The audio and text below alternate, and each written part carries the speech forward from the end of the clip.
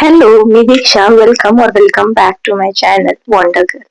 तर आज मी चाललेली आहे अमरावतीमध्ये जो थायलंड उत्सव लागलेला आहे तिथे आणि तुम्हाला सुद्धा दाखवते माझ्या बरोबर. So let's go. आम्ही जातोय, मी, तुषार, माझी मम्मी आणि माझा भाऊ.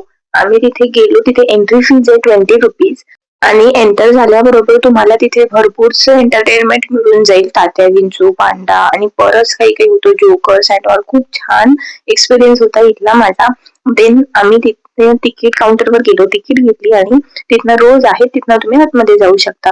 सो फर्स्ट जे होम डेकॉर्स लावलेले होते तेवढे प्रिटी होते. इथे खूप सारे होम डेकॉर्सचे आयटम्स होते आणि ह्या मूर्त्या तर खूप छान होत्या. गणपती, बुद्ध आणि भरपूर काही काही होतं. 10,000 to 15,000 याची रेंज होती. थोडं बार्गेन करून घेतील ते होम डेकॉर्स वरती, मोठ्या आयटम्स वरती. देन आतमध्ये एंटर झालं की बुक्सचे शॉप होते आणि असे याचे होम डेकॉरचे भरपूरसे शॉप्स होते. बुकची क्वालिटी चांगली होती, पण जे आपण ओरिजिनल घेतो तो ओरिजिनल प्रिंट नव्हती, त्यामुळे ते थोडं स्वस्त होतं.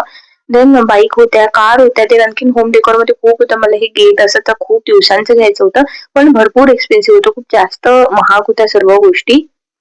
असं आम्ही सगळं होम डेकोरचं सामान बघत आलो. पण जे हे थायलंड एक्झिबिशन म्हटलं ना, यामध्ये जसं ऑथेंटिक खूप साऱ्या तिकडच्या गोष्टी असायला पाहिजे होत्या, तर हे काही हे आपल्याला सर्व एक्झिबिशन्स मध्ये बघायला मिळतं आजकाल. तसं मला इथे नवीन काही वाटलं नाही. फक्त नवीन मध्ये जे दुबईचे चॉकलेट्स, कुनाफा आणि बकलावा वगैरे त्या गोष्टी होत्या, ते होतं डेझर्ट्स मध्ये. आणि त्यानंतर अफगाणिस्तानचे फेमस ड्रायफ्रुट्स आहेत, तर त्यांची शॉप्स आहेत समोर. ते मी तुम्हाला दाखवणारच आहे पुढे. आणि आपण हे बघून घेऊयात. खूप सुंदर सामान होतं. डेकोरेटिव्ह आयटम्स तर खूपच छान होते. बस मला प्राइस थोडी जास्त वाटली, पण एक्झिबिशन मध्ये तसंही थोडं जास्त असतं, पण याच्यामध्ये मला थोडं जरा जास्तच जास्त वाटली एक्सपेन्सिव्ह. त्यानंतर मग आम्ही पुढे पुढे गेलो. खूप सारे शॉप्स होते, एवढं दाखवणं पण पॉसिबल नाही आहे. आणि खूप गर्दी होती, खूप जास्त गर्दी होती. तर तुम्ही जाल तर दुपारच्या टाइमला जा, संध्याकाळपेक्षा दुपारी थोडी कमी गर्दी असेल. देन हे असे इथे वेगवेगळे ड्रायफ्रुट्सचे, चॉकलेट्सचे शॉप होते. इथे खूप टेस्टी टेस्टी चॉकलेट होत्या. टेस्टिंगला तुम्ही टेस्ट पण करू शकता, पण एवढ्या गर्दीमध्ये पॉसिबल होत नाही एवढ्या संध्याकाळचं जर गेलं तर. देन हे असे बोल होते इथे आणि भरपूरसे आयटम होते. पण हे बो आणि क्लचर्स पण खूप महाग होते. छोटे छोट्या ज्या स्क्रंचीज आहेत त्या 150-160 ला होत्या. आणि जे हे शॉप आहेत ना, इथे फक्त असं लिहिलेलं होतं थायलंड शॉप अँड ऑल, पण इथे लोक आपल्याच इकडचे दिसत होते मला. देन हे बीबी बो वाला शॉप होतं एक, जे इंस्टाग्रामला खूप व्हायरल झालेलं आहे. पण इथे खूप एक्सपेन्सिव्ह गोष्टी होत्या. म्हणजे जे हेअर वगैरे होते ना, ते 500 पासून त्याची स्टार्टिंग रेंज होती आणि मग समोर खूप महाग होते. आणि यात एकही अशी गोष्ट नव्हती जी अमरावतीमध्ये तुम्हाला मिळणारच नाही, एक्सेप्ट ड्रायफ्रुट्स. तर ड्रायफ्रुट्स मध्ये इथे खूप व्हरायटी होती आणि ड्रायफ्रुट्स पण खूप जास्त एक्सपेन्सिव्ह होते. आपल्या इथल्यापेक्षा डबल ट्रिपल रेट होते. पण ऑफकोर्स टेस्ट मध्ये याच्यामध्ये चेंज असेल ड्रायफ्रुट्स मध्ये. बाकी सर्व गोष्टी अमरावतीमध्ये तुम्हाला मिळून जातील. तर तुम्हाला काही घ्यायचं असेल तर तुम्ही ड्रायफ्रुट्स घेऊ शकता, होम डेकोर घेऊ शकता, थोडं कमी जास्त रेंज मध्ये करून. पण बाकी तर ज्वेलरी अँड ऑल सगळं मला जसं आपल्या इकडे असते तसंच वाटलं. काही युनिक डिफरंट नव्हतं. एखाद्या शॉप मध्ये होतं. आणि देन मग असे खाण्याचे वगैरे आपल्याच इकडचे लोकल शॉप्स जसे असतात तसे शॉप्स होते. देन हे ग्रिलर्स होते, जे तुम्ही गॅसवरती यूज करू शकता आणि याच्यावरती भरपूरशा गोष्टी बनवू शकता. तर कोणाकडे जर टोस्टर, ग्रिलर्स अशा गोष्टी नसतील आणि घ्यायच्या असेल तर घेऊ शकता. माझ्याकडे तंदूर आहे, पण त्याची रेंज मी विचारली नाही. ही बॅग आपल्याकडे नाही मिळणार मे बी अमरावतीमध्ये, पण दिल्ली, मुंबई साईडला सगळीकडे मिळते आणि याची प्राइस तिकडे पण 700-800 आहे आणि इथे 1500 होती, 15 or 1600.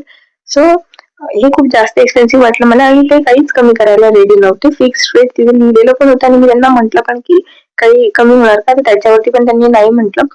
देन इकडे हे आदिवासी हेअर ऑइलचं शॉप होतं आणि कपड्यांचे भरपूर शॉप होते. मी खूप कमी कपड्यांचे शॉप तुम्हाला दाखवत आहे, जे मला खूप जास्त पर्सनली आवडले आणि थोडे युनिक वाटले.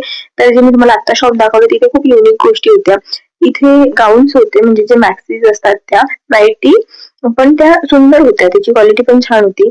आणि असे इयरिंग्स, हे ज्वेलरीमध्ये खूप ऑप्शन्स होते, पण मला असं वाटलं की आपल्या इकडे मिळते तसंच सगळं होतं. तर मग आपण ह्या सर्व गोष्टी कुठलंही जे एक्झिबिशन लागेल तिथनं पण घेऊ शकतो. असं युनिक मी घ्यायला गेले होते काही की जे आपल्या इथे मिळतच नाही, आणि असं काहीतरी मिळालं तर माझी इच्छा होती घ्यायची. पण सगळं जे आपल्याकडे मिळतं त्याच गोष्टी, म्हणून मग फक्त त्याचं नाव थायलंड उत्सव आहे. मे बी कारण इथे ड्रायफ्रुट्स आलेले आहेत, त्यांचे चॉकलेट्स आलेले आहेत. दुबईवरनं ते जे डेझर्ट्स म्हटलं ते आलेले आहेत. बस बाकी सगळं तर आपल्या तिथलं होतं. तुम्ही एकदा व्हिजिट करू शकता, पण अगेन रात्रीच्या वेळी जाऊ नका. आम्ही अडकलो होतो अक्षरशः, एवढी जास्त गर्दी होती. आणि म्हणजे असं पूर्ण, जर तुम्ही चालत आहे ना, तुम्ही एका जागी स्टक झालेले आहात, तर तुम्ही आपोआप समोर चालणार, एवढी गर्दी होती. आम्ही मग बाहेर निघाल्यानंतर तिथे पुन्हा एक शॉप होतं बुक्सचं, आणि त्याच्याच बाजूला क्रॉकरीचं शॉप होतं. क्रॉकरी पण खूप सुंदर होती. इकडे एका साईडला प्रोग्राम सुरू होता इंडिपेंडन्स डेचा, आणि इथे मुलं डान्स परफॉर्मन्स करत होते वेगवेगळे. आणि जे तुम्हाला म्हटलं की त्याच्याच बाजूला मग एक क्रॉकरी शॉप होतं. पण हे पण एवढं एक्सपेन्सिव्ह होतं ना, म्हणजे ही एक डिश आणि याच्यावरती कप होता, त्याची प्राइस होती 350 और 450 रुपीज, जे तुम्हाला मिशोवरती इझीला 250 आणि 200च्या रेंज मध्ये मिळून जाईल. ह्या सर्व गोष्टी तुम्हाला मिशोवरती मिळतील, त्याच गोष्टी होत्या. आणि तुम्हाला जर हवं असेल तर तुम्ही परचेस करू शकता. पण ते थोडंही बार्गेन करायला रेडी नव्हते. म्हणजे 50-60 रुपीज पण ते खाली उतरायला तयार नव्हते. मे बी आजचा लास्ट डे आहे तर आज उतरू शकतात.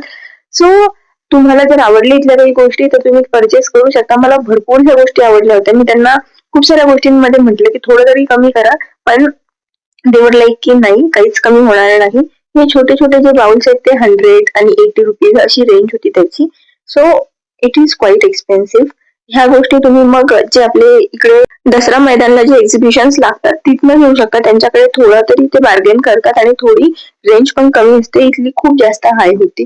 मग आम्ही आणखी पुढे आलो. आता जे आपण जशी एंट्रन्सला आलो होतो तसं एक्झिटला, तर एक्झिटला पण असे स्टॉल्स ठेवलेले होते आणि ते खूप सुंदर मूर्त्या होत्या. इथे भगवान बुद्धांची खूप छान मूर्ती होती. त्याच्यानंतर इथे गणपतीच्या, कृष्णाच्या खूपच सुंदर सुंदर मूर्त्या होत्या. तुम्हाला वाटलं तर तुम्ही काही इथनं परचेस करू शकता. जसा वन टाइम एक्सपिरियन्स माझा छान होता.